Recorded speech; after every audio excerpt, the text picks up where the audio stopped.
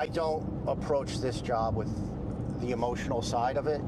You can't. Ernest Lungaro is a self-described pet lover. His job at the Westchester SPCA is to fight for our furry friends. We recently rode along with him. Most of the calls that we're receiving during this cold spell will be dogs left outside, no shelter. As director of humane law enforcement, he's seen it all in his 15 years on the job. In the last 2 months, there was a person that dismembered a dog in New Rochelle. And then there was the recent arrest of this man who was caught on camera allegedly beating 2 dogs that he was supposed to be watching in Yonkers. Violently hitting him. He had a really thick rope leash, and one of the dogs was just a puppy. But for each horror story, there are many more happy outcomes, like Rosie. She was ditched by a woman who had said she was going to put her in a good home. She pulls onto a side street and just leaves the dog on the side of the road. She's very soft, very gentle, very loving. Yes. Rosie is now happily living with Monica.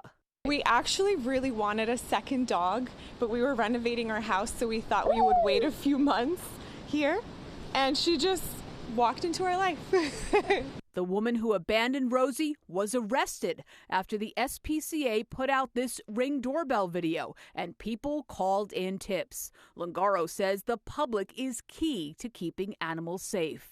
We really rely on people to reach out to us, to call our hotline. Just driving down the street, we don't know what's occurring in a basement or in a backyard. The SPCA is also often tipped off to animal hoarding situations, especially cats. 60 were found in one house, 151 in another.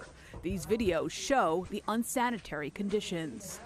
The apartment was unlivable, and it took us months, a lot of resources. Hoarding is a mental health issue, and there's no follow-up that we're seeing. Most of the rescued animals end up in traditional homes, but 3 of the cats saved from a hoarding situation ended up here, having a new home at Cornell's Hardware in Eastchester. It's funny when the dogs come in here and the cat's like, this is my place. Daniel Rigo, who has worked at the hardware store for 28 years, has made it his mission to care for the cats, even putting these cat beds behind the counter.